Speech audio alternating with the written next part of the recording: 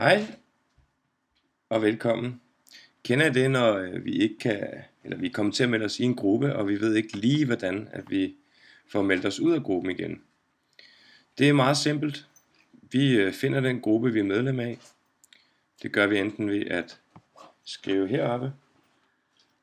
Det kan for eksempel være, man skriver den gruppe, man nu engang vil have fjernet, men jeg går ind og finder en gruppe, jeg allerede er medlem af. Så siger jeg, okay, jeg vil gerne ud af gruppen, der hedder Tune Skole årgang 86 til 96. Så jeg trykker på gruppen.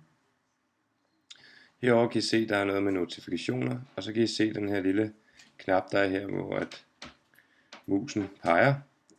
Og det er simpelthen der, hvor man laver settings. Den klikker jeg på. På min, den er sat op på engelsk, så derfor står der Leave Group. På dansk vil der stå Forlad gruppe. Den klikker jeg på, og så er man ude af gruppen. Nu gør jeg det ikke, for jeg vil gerne blive i den her gruppe. Det var det.